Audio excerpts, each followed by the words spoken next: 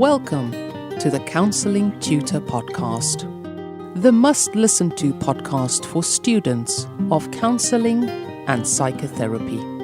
Here are your hosts, Rory Lees-Oakes and Ken Kelly. Hi, I'm Rory, and with me as always is Ken. How are you doing, Ken? I'm well, thank you, Rory. Thank you very much for asking. And thank you for joining us on the Counselling Tutor Podcast. This is episode 213, lucky for some. And we're going to be covering 3 different topics today. And we're going to be starting off with Counselling Foundations, and that's when we look and recognize that the foundations that we kind of build our practice on are the strength of our practice. And today we're going to be speaking about relational depth. So it doesn't matter what level you are. You can be in training or you can have been qualified for 25 years. This is a topic that will interest you. Then we're going to focus on self. That's our second area today. And in Focus on Self, we look at you as being the heart of your practice. We as practitioners, we need to look after ourselves to be able to be there for others. And today we're going to be talking about failure. And this can be failure as a student. Maybe you have an assignment referred, but kind of what failure, even if you're a qualified practitioner and you face some kind of failure in your life or feel a failure in your practice, what does that look like? How do we deal with that? Because it does come up. And then we go into Practice Matters, where we dip our toe into the world of practice and we look at an element of practice or something we might see in our therapy room. And today we're going to be speaking about role play games in therapy. So there's an interesting one. And we had Daniel Hand, who did a lecture for us, I do believe, Rory, and who you met up with. And we've got an interview. So from an expert, we're going to be learning about role play in therapy. So episode 213. Here we are, and it's a little bit different. And the reason it's different, if you listen to our podcast on a regular basis, you'll notice that the podcast goes into your ears. But prior to kind of starting the podcast this morning, Rory, I actually combed my beard. And the reason I'm doing that is because this podcast is now available on YouTube. The entire podcast. If you want to see what Rory and I look like, want to see what we get up to when we make our podcasts, then jump onto YouTube and just put in Counselling Tutor Podcast, and you'll find that we've started a new channel just for the podcast. And from here onwards, we're going to be uploading our episodes, so you can have it in your ears and you can have it in your eyes as well. We should use that as a marketing slogan, Rory. You can have it in your ears and in your eyes. It sounds like bad shampoo. So let's start off. We digging into those counselling foundations, and we're speaking about relational depth, Rory. What is relational depth? So that's a really good question. And relational depth is actually a theory that was developed by Mick Cooper and Dave Mearns in collaboration, trying to get a sense of how we connect with each other in a meaningful way. That's probably the best way of describing it. And I think what's really, really interesting with relational depth is that it doesn't just apply to therapy. Let me give you an example. I went out on my constitutional walk in my hometown just to get a little bit of air in my lungs and get a bit fitter. And I bumped into my neighbour, who is a Methodist minister. And we had a wonderful interaction just talking about, existence and life. And at that moment, we were connected. And sometimes, there's a Gestalt word for it. It's called confluence, where you're not quite sure where you begin and the other person ends. And it was really meaningful. And it was almost like there was only the two of us in the world for that short space of time. That's my perception. His perception may be different, I have to say. And that is relational depth. It's moments of deep relating. And it's not modality specific. We talk about it in person-centered therapy, but actually it's in any interaction we have. And it's at that point where we're really seeing the other person and gaining a visceral sense of who they are, Ken. I like that. That's a lovely description of it. And I think relational depth is difficult to describe. When you've experienced it, you'll know it. And it's that vanishing. You vanish. You're no longer consciously being competent within the relationship. You're not concentrating on the theory you're using or the skill that you were using. You were just integrated with that client and then with you. at real relational depth. It's almost a magical connection. And you can experience, as you say, Rory, relational depth or the same kind of feeling in other areas of your life. You might be focused on something, be super focused, and then look up and go, wow, where's the last hour go? You're connecting at a very, very deep level. You kind of lose yourself in what you are doing. So that, I guess, gives us an overview of relational depth. And I think a misunderstanding about relational depth is that it's a place that we aim to get to, so that you would start the counseling session, and then as the trust develops within the relationship, so you would move towards this magical place called relational depth. You're now there. You've kind of gone through the barrier and you're now in the relational depth, and that is where the rest of the session will take place, and the rest of the sessions with that client. But that's not how it is. Relational depth are moments where and you will go in and out of that relational depth. It's not somewhere you're aiming to be and to take the therapy relationship. It just occurs when you and the client are kind of melding together, as you say, when you don't realize when you end and they start, Rory. Absolutely. And I think that Mick Cooper in his blog sums it up beautifully. And one of the questions is, what is relational depth? And he says it's a state of profound contact and engagement between people. Our good friend Mick Cooper, of course, has done a lot of lectures for us. And I think that sums it up absolutely, exquisitely, Ken. And you're right, it doesn't happen all the time, but it kind of chimes. I used to say to my students, you'll feel it chime. Yeah. You'll feel a visceral a body sensation when you hit relational depth. And they used to come back and he said, we didn't know what you were talking about in the classroom until we've experienced it. And when we experienced it, it's like, whoa, it's almost like clang, like a bell clang. And you just feel yourself connected and ebbing and flowing within the relationship. It's a wonderful thing. And I think a lot of people experience that who are not therapists, to be honest, Ken. I think that you can have that in any walk of life, providing you put the person in front of you really at the center of your attention and the center of your universe, and that you're really deeply listening to them, that you tune into that person. Yeah, there's no set of tactics for creating relational depth. Or maybe there is. That's an interesting one. Maybe there is. But the tactics are based in the forming of the relationship and the 100% being there with the person, as opposed to if I use a specific kind of theory and say skills in a certain way, that's going to lead to relation depth. It's more about who we are within the relationship. So it's interesting that for relational depth with another human, which is what we're looking for at that deeper level in counseling, we look to ourselves, on our own, and how we can develop and put our stuff aside, because it's about really being there with that person. It's about the active listening. And if you go back over some of the foundation podcasts that we've done, we speak a lot about this, about who are you within the relationship, how do you form that relationship, active listening within that relationship, and all of those kind of meld together. They create the trusting environment where that relational depth will occur. And you mentioned Professor Mick Cooper, who does so much work on relational depth, and he's done a number of lectures for us. Whether you're a qualified practitioner or a student of counselling, we have two different, offers, one for working professionals and one for students. The student offer that we have is called the Counselling Study Resource, and it's a paid-for community with lectures and resources. And for qualified practitioners, we have what we call the CPD library, the Continuing Professional Development Library. And the relational depth lecture by Mick Cooper is in both of those libraries because it is that important, and it spans both of those. So if you are a member of any of our libraries, go and check that out. Just go in, do a search for relational depth, and go and watch Mick Cooper speak about it, because he speaks with great authority.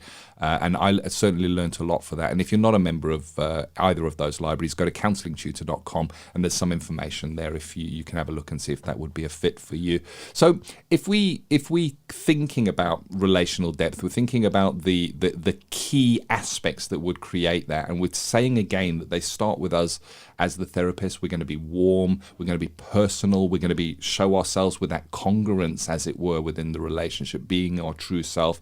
And there's a human element, isn't there, Rory? You have to really be yourself and not playing the part of the therapist within the relationship, I guess, in a way.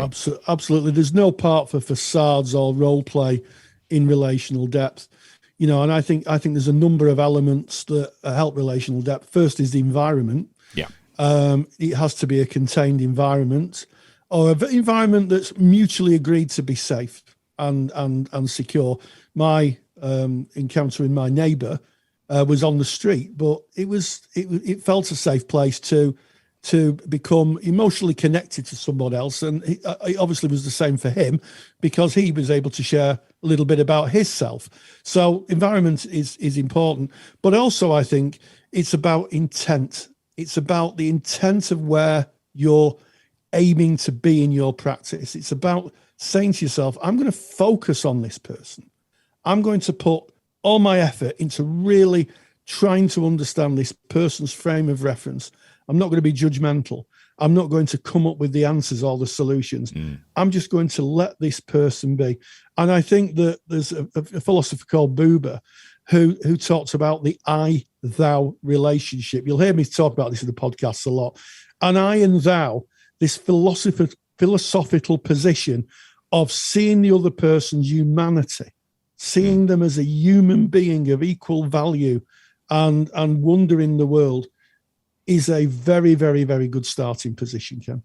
That unconditional positive regard for another human being. And again, when we speak about unconditional positive regard, and we've covered it in previous podcasts, again, in those foundational skills part of what we do, it's about us looking to ourselves, to be there unconditionally for somebody else with no judgment requires us to really have a look at ourselves of what we hold as our biases in life and our opinions and our likes and our dislikes and our that's right and this is wrong.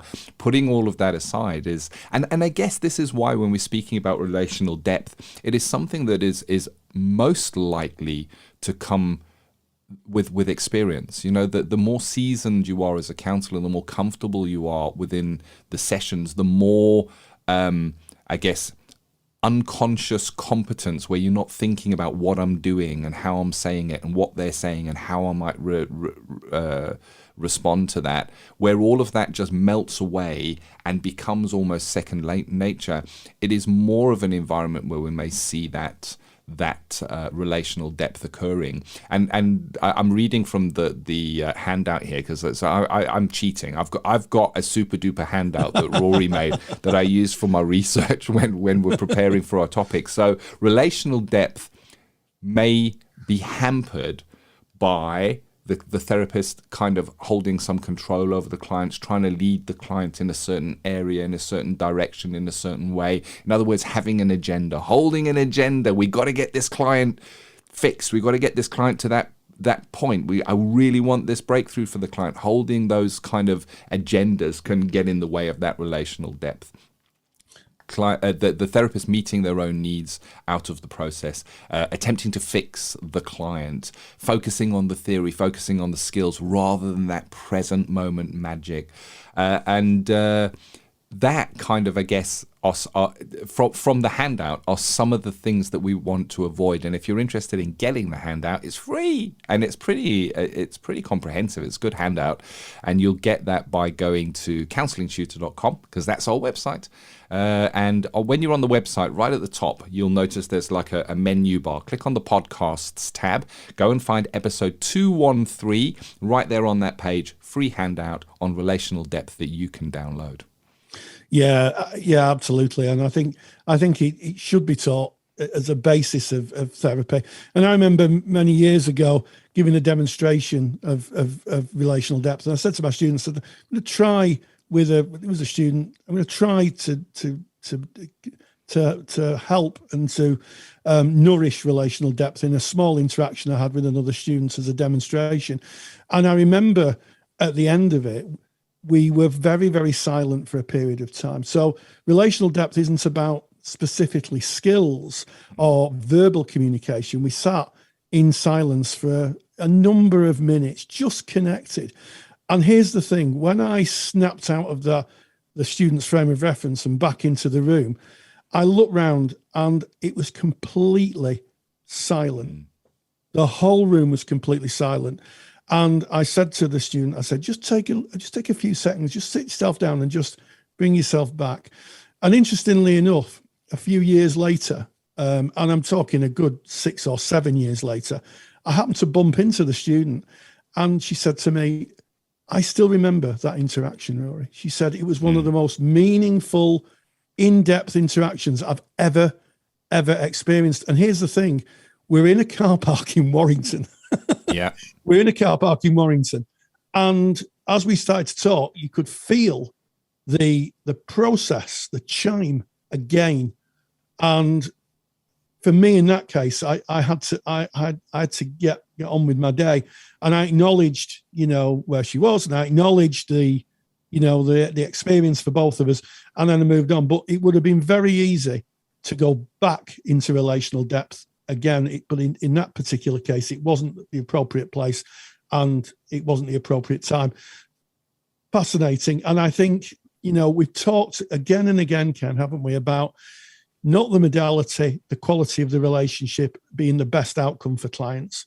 And this just really adds, grist to the mill, as we say in the north of England. It really, really does. And I'd encourage you to look it up. If you're a student, look it up. Maybe if you're not being taught it on your courses, ask your tutor, because it really, really makes a difference in practice. Really does. Well, there you have it. That's our Counselling Foundations, looking at relational depth. Get your handout, counsellingtutor.com podcast tab, episode 213. It's there for you to download. Moving away from those foundations now into that focus on self, where we recognize that we, as the therapists, we kind of are the heart, the beating heart of our practice. From the moment you practice simulated skills, it's you, and it's you kind of I guess flexing your practice muscles right through to that last second we spend with our last client. We're in practice, and we are part of that. And when we look to ourselves, I guess the word failure, which I wrote down here, Rory, and I know that we can attribute that maybe to an assignment that's been put in, or any element of our lives. It can really hit us hard, and we all experience failure in one form or another as we go through the arc of our lives. And being able to be there with a client with that cloud, I guess, how do we manage that? Well, as I always used to say, fail means first attempt in learning. So and I'm mindful of the quote that's attributed to Thomas Edison, who made the light bulb. Someone said to him, what's it like to make 1,000 light bulbs that don't work? And he said, I haven't. He said, I've got 1,000 different ways of not making a light bulb. So the first thing is your perception of it. If you fail or don't achieve something, I think sometimes it's easy to fall back and think, I've failed, I'm hopeless, I'm useless, and da-da-da-da-da. I think a more stoic position is to say, well, that's one attempt. And what have I learned from that attempt, and where do we go? And you think of any great endeavor, and I was thinking the other day of the moon landings. They had failures along the way, and eventually in 1969, on June the 7th, I think it was, we all, those of us who were alive in 1969, watched the moon landing.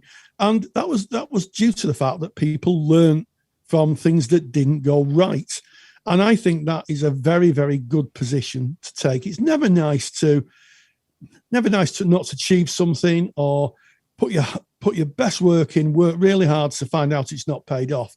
But I think that the success is picking yourself up and saying, I'm going to have another go. I now know what didn't go correctly. And now I can alter that, and I can start again. And it's not how often you fall down, it's how often you pick yourself up. And I think I might be paraphrasing Rocky Balboa in Rocky, one of the Rocky films. Yeah. But it's how often, it's not how hard you get hit, it's not how hard you can hit, it's how hard you can get hit and keep going forward. And I think it's a parable for life, really. Yeah.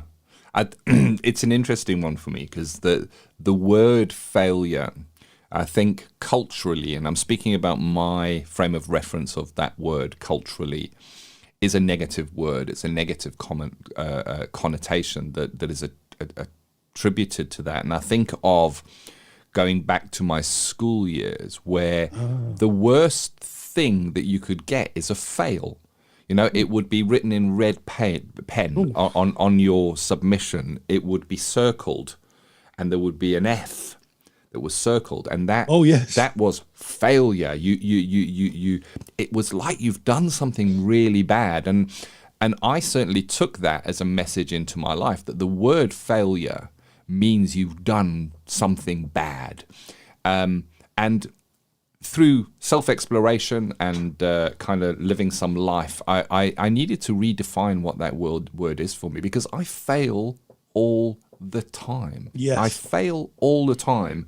In the building of Counselling Tutor, Rory and I have failed so many times. We do it almost on a daily basis. And if you're listening to this podcast, you're watching this podcast on our YouTube feed, I'll share with you, we had a failure right in the beginning. We went and edited it out, so you're not going to see it. But No. you know, what did we do? We took it out and we carried on. You know, Yes. it's failing is part of a process of finding the right way. Think about it of being in a maze. If you're in a maze, you're stuck in the middle of a maze and you're trying to get out of the maze. Every time you hit one of those dead ends, you go, it's definitely not this way. And you've learned something from that. As opposed to, oh no, this is not the way out again. Oh no, I'm such a failure.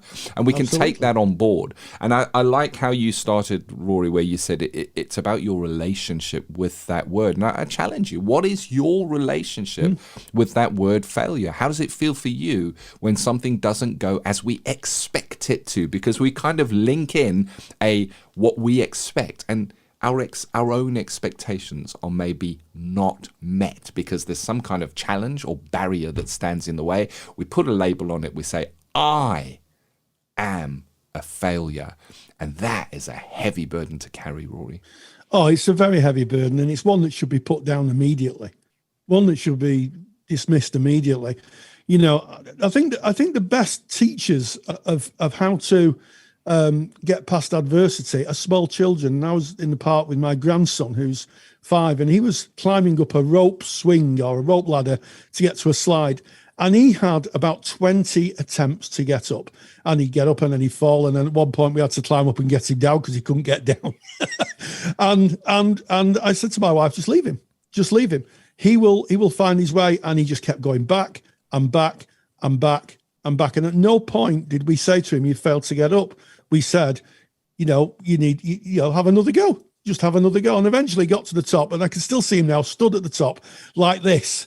And we're saying, hold on, But it teaches us that actually we might need to make lots of attempts at things before we actually get to our destination. And the learning in those attempts is so valuable. If you get to your destination and there's no resistance, the question is, what have you learned? Yeah. What have you learned? I like that. And for me, my motto is one more try. Just one. Just one more try. Just one. And if that doesn't work, just one more. Just one more try. Because there's not a massive commitment in just trying it one more time. No. When you think I'm going to keep on doing this until I get it right, that can look like, I'm sure when Edison was making that light bulb, if they'd have said, this is how many times you're going to have to try to get this right, he might have maybe reconsidered or wobbled a bit. But he was doing it one try at a time. And it's the same with us, it's just one more try. And so many things are left one try away from greatness. And there's a great book that I love. It's called the War of Art. So that I always have to think when I say that, because there's another one called The Art of War. It's not Sun Tzu, The Art of War. It's called The War of Art, and the author escapes me at the moment. We'll put it in the show notes. But in the War of Art, the whole message is that between you and some kind of positive outcome that's going to make a real difference in the world, there is a block, and that block is resistance. And we have to go through resistance. Anything good that we do in life We've got to go through a period of resistance to be able to get to it, to earn that right to go there. We kind of show our worthiness by going through that resistance. And I think not making it through, you don't know how close you are to the end. And I'll share a story that came from a recent peer group meeting that I had, where a peer shared that he took his daughter to a maze, one of these maze, and it was hay bales maze, and she was very, very little, and he could see over the hay bales, so he could see exactly how this maze was working out, but he was letting his daughter lead the way. And she eventually got to a point where she says, "You know what, Daddy, I don't want to do this anymore. I can't find the way out." And he was standing there and he could see that the way out was round the next corner. Round the next corner, he could see that. Yeah. And he picked her up and he put her on his shoulders, and he said, "Have a look." And she said, "Oh, there's the way out right over there, Daddy." She was really one turn away from the way out. And he used that opportunity to say, never give up. Always give it one more try, because you never know how close you are to that breakthrough. So one more try, that's my motto in life, Rory. It's a great story. And this comes up a lot in our Facebook page, doesn't it, Ken? We have a lot of people who come into our Facebook page and say, I've tried this maybe in my counselling business and I've failed at that, or my assignments failed. And, we're such a supportive group. And if you want to join our Facebook group, it's Counselling Tutor in Facebook. Just type it in, knock on the door of a closed group. Our wonderful, caring moderation team will let you in. Join the thousands of like-minded people studying, qualified practitioners, supervisors, and a soupçon of tutors that are in our group, and and interact. And you'll see. And one of the wonderful things I think, Ken, about the Facebook group is you'll see people saying, "I'm really struggling. And all of a sudden they'll say, "I've kept going, I've persevered, and I've done it." Yeah. And the question any good teacher asks, I think, is, "What have you learned? What have you learned from that?" Yeah. And that is the most important thing. The learning between attempting and not getting there and attempting and getting there is what you take on to the next thing in life that you approach. I like it. There's nothing more to say on it. That's a beautiful way to to put a full stop at the end of our focus on self. And we now move swiftly into practice matters, where we look at an element of practice. So if you're a qualified practitioner, it might be an element of running your practice on a day-to-day basis. It may be a presentation, somebody that may come to you and something that they may bring, or it may be a technique or a way of working. And today it is a technique, way of working, and it's about role play in therapy, or games, role play games within therapy, from Daniel Hand. Now, Daniel, you met up with Daniel. He did an interview. What can we expect from this, Rory? Well, I mean, my interest was piqued because there was an article in the January 2022 BACP Today on that Daniel had written about role-playing games, things like Dungeons and Dragons.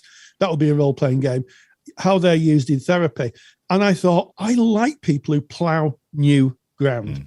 I like people who think out of the box, plow new ground, because every client is different and we need to meet the clients where they're at. So I got in contact with Daniel, and he spoke about the use of role-playing games in therapy, and how he's developing this idea. It's not his own idea, but he's developing this idea, and the research and the outcomes that he has. And this is what he had to say. Practice matters. And we welcome Daniel Hand, who is an author, illustrator and games designer. He's an integrative counsellor in private practice. And interestingly, he has come up with a new idea in therapy, which is called RPG therapy. So first of all, Daniel, welcome. Thank you very much indeed for having me. I've been listening to you ever since the dark days of my own training, and never thought I'd be here myself. So thank you for inviting me along. Well, there you go. And RPG therapy, what is RPG therapy? RPG therapy is essentially therapy making use of RPGs, funnily enough. An RPG or a role-playing game, or a tabletop role-playing game, or a pen and paper role-playing game, or any other phrase you want to use, basically involves a group of people, usually 5 or 6, sitting around a table, making up stories, creating characters, going on adventures, rolling lots and lots of dice. I won't show you my dice collection here, but it is rather terrifying. One thing I do say to people who are interested in coming into RPGs is you'll reach the stage where the only reason you can't find your dice is because they're under your other dice. And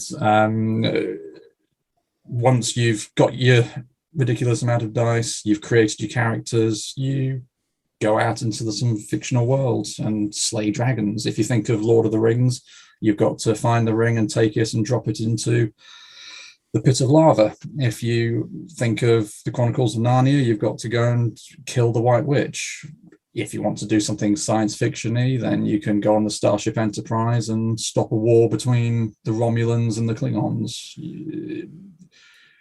You can do pretty much anything in RPGs, and if you can do pretty much anything in RPGs, then it's magic for therapy.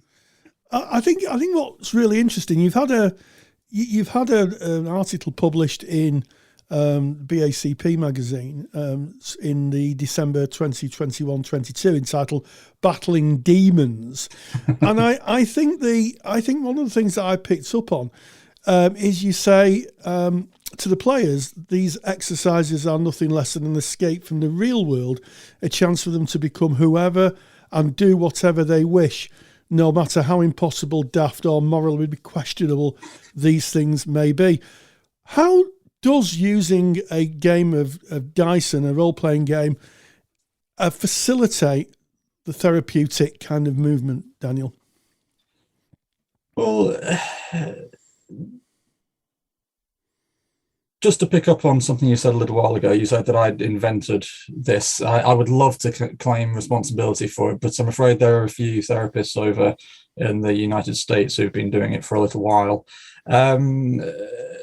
But we each have our own different approaches to it. But I think the common thread that you'll have going through all of it is you can take this client, and they can be of any age. I've got an 11-year-old client, and I've got a client in their 50s. You can put them in a situation where everything's at arm's length. So if they're being bullied, for example, well, they're not being bullied, the character is being bullied, and they can see, okay, well, what's the character doing? What would you say to the character? What do you think the character's feeling? How are you feeling? And by giving that arm's length, it grants that little bit of freedom to make mistakes. And you'll know as much as I that 99.9% of clients are absolutely terrified of making mistakes. Absolutely. And I think that's an interesting one, because what I'm hearing is that the client can live kind of vicariously through the character and can express emotions, make mistakes, take actions that maybe they struggle to do in real time. Absolutely. I mean, I think one of the phrases I use in the article is that players can literally get away with murder. I mean, I'm not saying I would encourage your client to go around killing every character they see. That might hint at deeper problems than they've come to counselling initially for. But if, for example, they were to kill somebody in the game, the police aren't going to come knocking because this isn't real. You'd explore it. You'd look at, okay, well, how do you think the character felt doing that? What would you say to the character in these situations? But the danger of punishment isn't there. There'll be consequences. If you do your job properly, there'll be consequences in the game. For example, you might meet the deceased's family later on, but they're not going to be hauled off and the key thrown away. And that can be in anything. I mean, I think I used this client as an example in the article, but there was one young man I met years ago. He described to me at one stage how it had taken him half an hour to decide whether or not he wanted to eat a banana or an apple. And, a crippling fear of making decisions. Well, that RPGs are perfect for that, because you can make any number of decisions and see, well, actually, the world hasn't ended, the sky's up there. And that gives you practice. You can just practice making decisions. You can see, well, that person made this decision. Does that mean I can make my decision? And you can both learn through the character, but you can also start to kind of become your character, which is very exciting to watch. I think that's really interesting. The fact that people can find the person they are through vicariously integrating with other characters. One of the things I really picked up on, and something I've had a little interest in, is the idea of storytelling as a communal activity. Stephen Fry, the author, broadcaster, mentioned this in a recent interview, and saying that we've lost the art really of storytelling, sitting around the communal fire telling stories. And I just want to pick up on that idea of, as a therapeutic intervention, being able to tell a story and make sense of our world within it. Oh, well, first you're going to have to signpost me to that interview, because A, Stephen Fry is amazing, and B, Stephen Fry talking about stories. Yes, please, I'm in. Yes, and storytelling is one of the oldest, if not perhaps the oldest, quote-unquote profession in existence.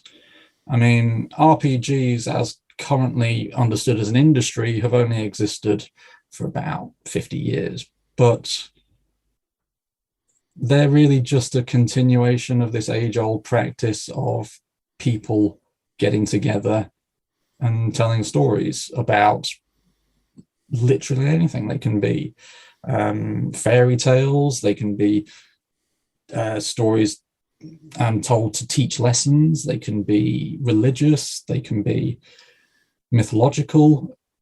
I mean, obviously, the oldest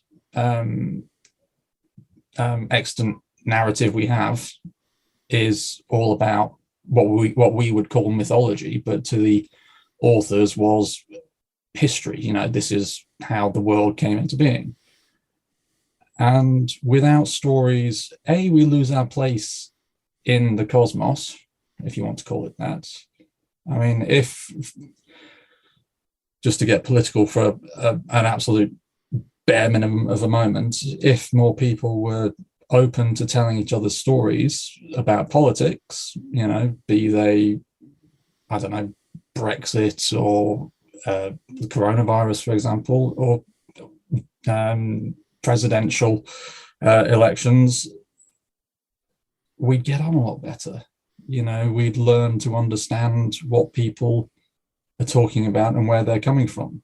The word, I'm sure it begins with E, empathy, empath. It'll come to me. Yes, I'm sure it will. I'm sure there's lots of people listening going, it's empathy. It's empathy, Daniel. Empathy. Yeah, that's the one. And that, so storytelling as an art form has always been about listening to others, learning from others, and teaching others.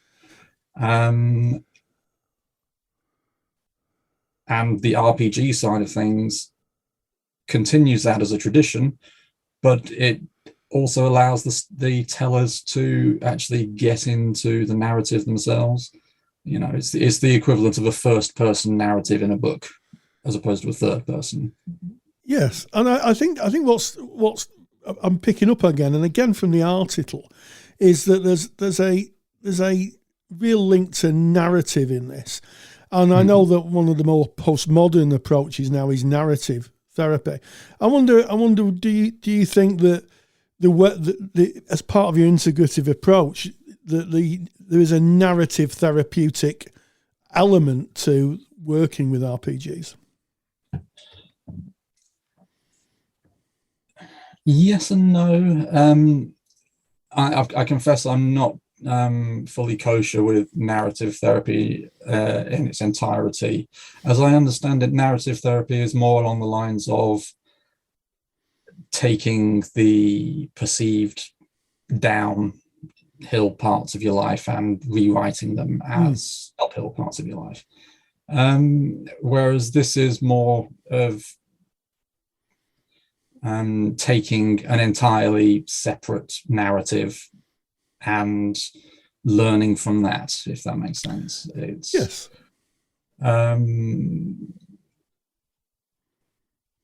I had something then, but deep and meaningful, but I'm afraid it's gone. Well, there you go. That happens to us all.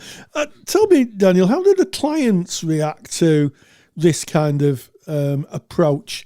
What do they say after you've maybe worked on a series of therapeutic engagements with them using this approach? What's their views? What's their feedback?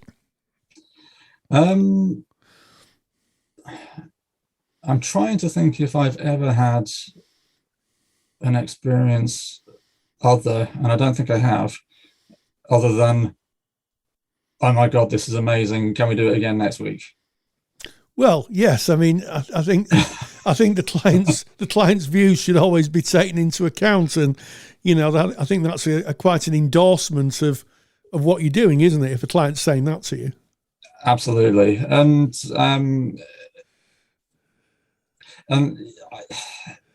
I always get a bit nervous when I'm starting to do it with some clients, just because I'm thinking, well, this is all. I'm making this up, aren't I? Surely I'm sure it happened well last week, but yeah, it's not going to happen well this week, is it? Come on. And just seeing the joy and the wonder on these clients' faces, and we're talking anything from, young child to fully grown adult. I've worked with army veterans with RPGs, and almost word for word the same response. It's just, I mean, the language is a bit more adult, shall we say, but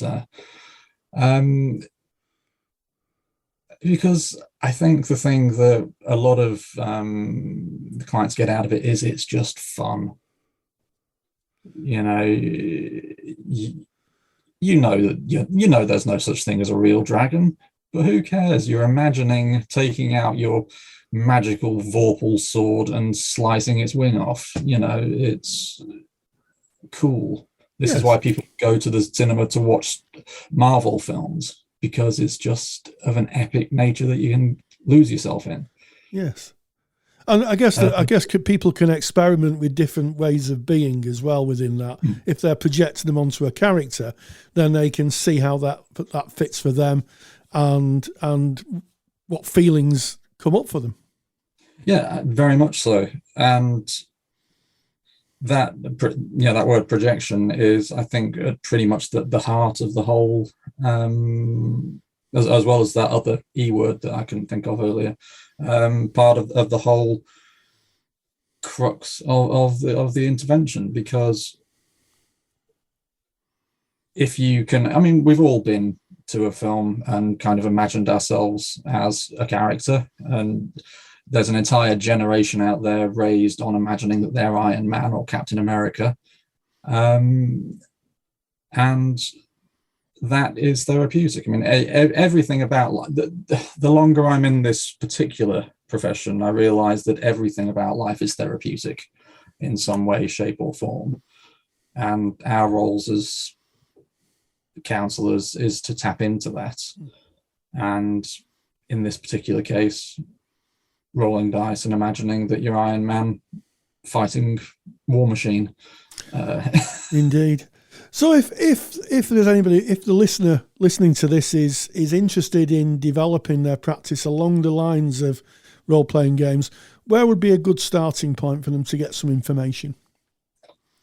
Well, The horribly mercenary plug, by all means, visit my website. I offer training CPD sessions to help you integrate some RPG work into your practice, but also go to your local game shop. Board games and role-play games are making a big comeback, so you will have a dedicated game shop somewhere nearby. Go there. The staff will be overjoyed to talk you through whichever role-play game you want to play. You've got Dungeons and Dragons, you've got Lord of the Rings games, you've got Quest, you've got Spire, you've got Marvel games. I've recently purchased one that's all about secret agents fighting vampires. So, there's something for everybody. Find what interests you, read up, dive in, really. Well, Daniel, we will put links to your website and your resources in our show notes. So, Daniel Hand, thank you so much for joining us. Big thank you, as always, to Daniel Hand for that amazing interview. Really interesting. And thank you again to you, Rory, because you kind of hosted that, and you're always taking your time to meet with people, to seek out the right people to bring to our audience. And I hope that you got some value from that. And of course, if you enjoyed what you heard and you want to dig a little bit deeper into what Daniel was talking about, Daniel is doing a lecture for our Counselling CPD library. It's for qualified practitioners. If you're a qualified practitioner, you want to join our Counsellor CPD library, just go to counsellingtutor.com. All the information you need is right there on that page. And there it is, Rory. This has been episode 213, our first podcast, history in the making, that has gone out both audibly and, of course, on our new YouTube channel, Counselling Tutor Podcast. Absolutely. And what interesting topics. We started off looking at the Mick Cooper, Dave Mearns ideas on relational depth and connection and how we use that in therapy and indeed our own life. We talked about failure in a number of areas and how we deal with failure and work through it. And then finally, we had an interview with Daniel Hand, breaking new ground by using role-playing games in therapy. And as always, stay grounded and stay safe. Take the stress out of your counselling studies and get the support of Rory and I by joining us in the Counselling Study Resource. Counselling Study Resource, or CSR for short, is the world's most comprehensive assignment guidance and study support resource for students just like you of counselling and psychotherapy. See how Counselling Study Resource can help you. Visit counsellingtutor.com. That's counsellingtutor.com. Thank you for listening to the Counselling Tutor Podcast. Find the show notes for this episode on our website at www.counsellingtutor.com.